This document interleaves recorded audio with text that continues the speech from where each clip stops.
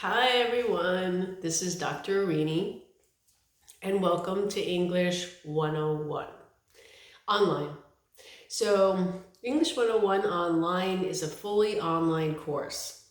You typically won't interact with an instructor one-on-one, but I do record videos of myself each week um, going over the material with you because I think it's helpful to see the instructor and hear those little nuances and examples and stories that I have when I'm actually talking to the students, right?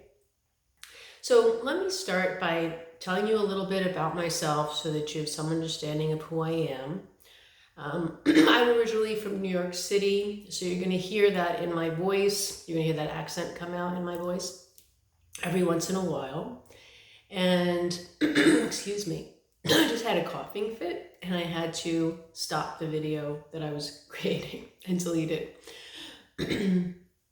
So anyway, so I'm from New York City originally, and I have been teaching English on the college level since 2003. So I've taught for Brooklyn College of the City University of New York, Arizona State University, Glendale Community College, Mesa Community College, Coconino Community College, and Southern New Hampshire University online.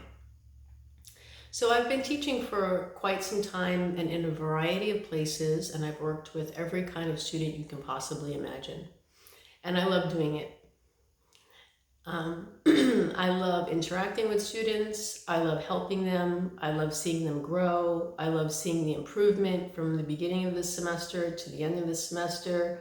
All of it makes me very, very happy. So I'm in the profession that I was supposed to find, thankfully did find, and so I'm enjoying myself.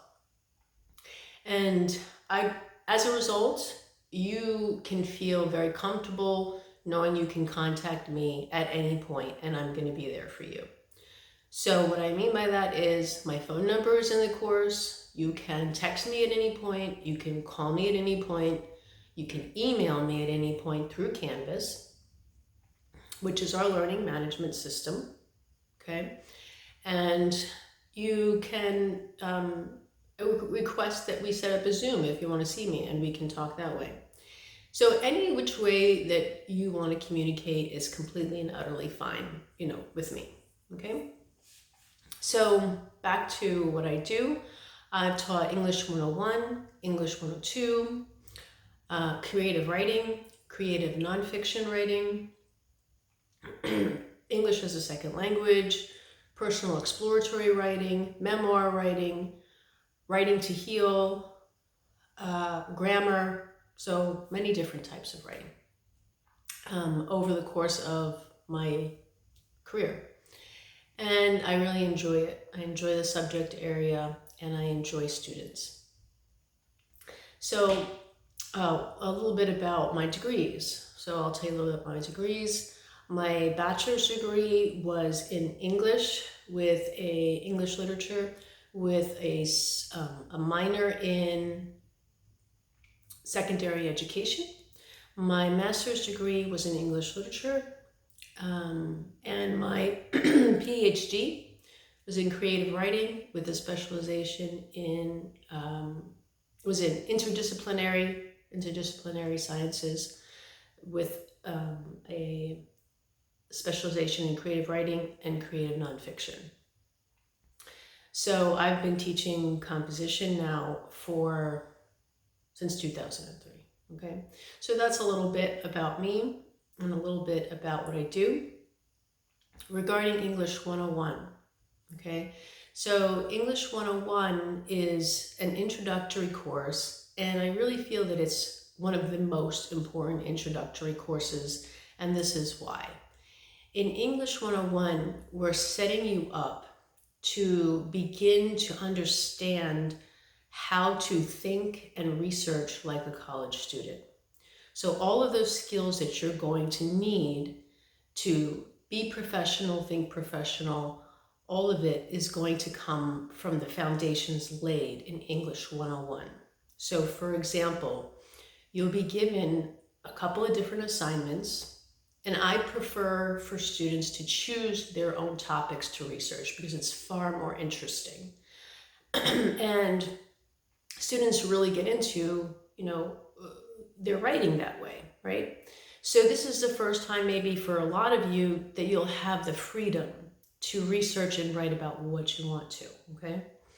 So when you do that, I begin to teach you how to research. And we go in and we begin to look at sources.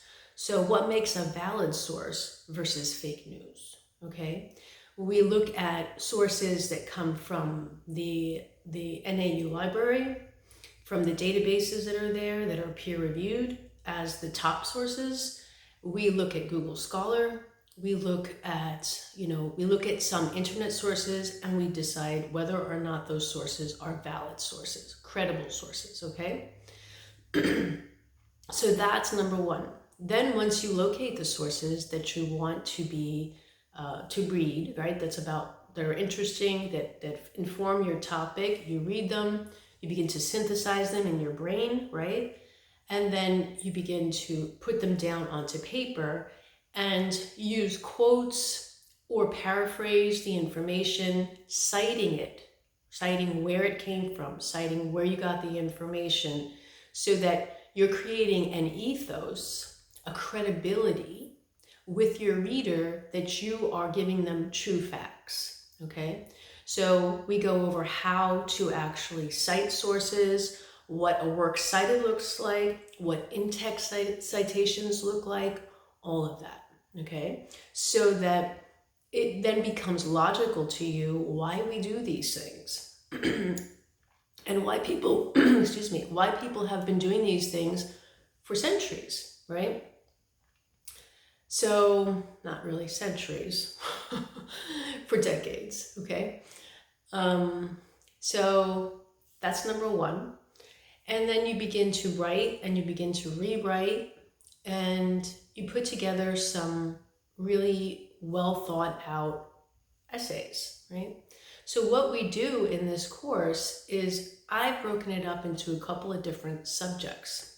The very first one, which you'll see when you look at the syllabus, is, the very, very first one is the autobiographical, okay? So the autobiographical essay, we start out the semester with that because I want to situate you in the here and now, right? So I want you to look at your past and think about, how did I get here? What were the things that motivated me to get to where I am now? Now that I'm here, how do I see myself in the future? What are my plans for myself, right? So you begin to reflect on who you are, what you want to do, what you want to accomplish, what you want to get out of English 101, those kinds of things. The next thing we do after that is we start with a very easy way to begin researching, which is we create an online blog. And when we do this, you create 2 blog entries, which are about 5 to 8 paragraphs each. And in those blog entries, you research, right? And you begin to put together an informative blog for other people, teaching them about a subject that you are particularly interested in, that you're going to read about and research about. And then you put together the blog. You find images that go along with the blog, right? You find videos that give more information about the blog. We're going to talk about this in more detail later on. But it becomes a very dynamic, cool project that you start to really get into, and then you start to see that other students are really interested in it. I might be really interested in it. Your friends and family might be interested in it. And you start to understand how to communicate to other people in a way that intrigues them, right? So that's assignment number 2. From there, we move to the commercial analysis. What does that mean? It's when we analyze a commercial and we begin to pull apart why the creators created it that way, what their goals were, what they wanted us to get from this, how they wanted us to feel, what they wanted us to buy. all of those things then begin to awaken us and awaken our critical thinking skills about how people are trying to persuade us and how we're trying to persuade other people through our rhetoric, our words every day. And it begins to open up students' eyes. I hear them tell me this all the time about how I never thought about it that way. So we move into that, and then we move into an ethnographic piece.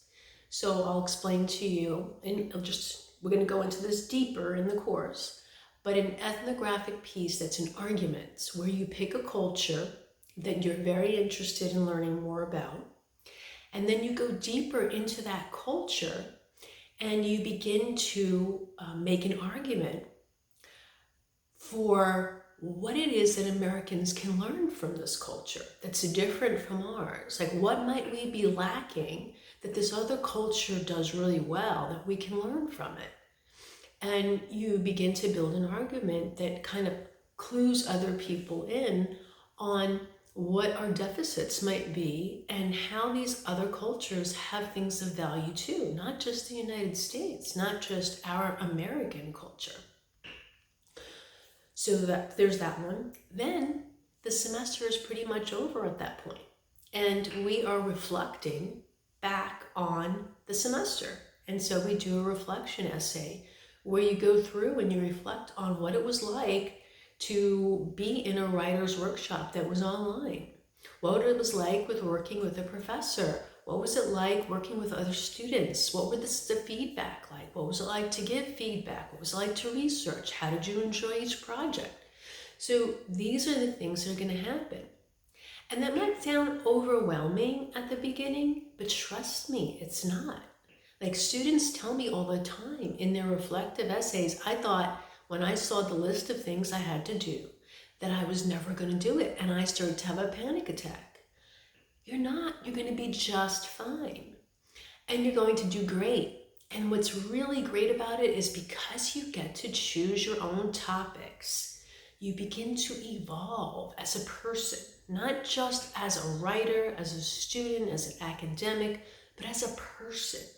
You begin to understand what you really enjoy and what you're passionate about. It takes you that much closer. Excuse me. I've had students tell me many times, how they've changed their major as a result of the course. They started to really understand what they wanted to do. And that's important, right? That's why you're here. You're not supposed to know coming in. Very few people know coming in exactly what they want to do. But then they begin to take courses here and there. They explore. This is all about exploration to figure out what you want to do. So you become a better writer, you become a better researcher, you become a better student, and you become more self-aware, right, in this course. So I truly, truly, truly recommend to you that no matter what the situation is that happens as the course progresses, whether you become overwhelmed, whether you fall behind, whether you're doing just fine and doing great, whatever it is, do not drop the course. Do not drop the course. This course, I'm the kind of instructor who will work with you on the course, who will be there with you, who will help you. If you're going to drop other courses because you become overwhelmed or whatever, go right ahead. But I strongly encourage you to stick with this course and stick with me and see it through to the end, okay? Because it's going to lay the foundation for your success later on, right? We want to really work on a growth mindset in this course where we grow, we change, we're challenged, and as a result of being challenged, right, we become better. So that's what we're going to be working on. So when you get feedback and maybe it's telling you need to improve on something, you want to take that feedback, not get upset about it, and you want to say, yeah, of course she has to tell me what, I need to improve on. That's her job, right? Or if I tell you something's amazing and I have all these years of experience in the subject, then you can say to yourself, she knows what she's talking about. I must be doing a pretty good job. I'm really good at this particular area. So feel comforted, right? The number one, I want this to be a relaxed learning environment. I want you to feel super relaxed, super comfortable. I want you to know that I'm on your side, that I'm going to help you. And I want you to just take it moment by moment, breath by breath, day by day, hour by hour, and just let it evolve. Let it open up and see where it goes. Okay? So welcome, welcome, welcome to English 101 online with me. And I hope that you have a really great time. Be in touch, and I'll be in touch with you. Bye, everyone.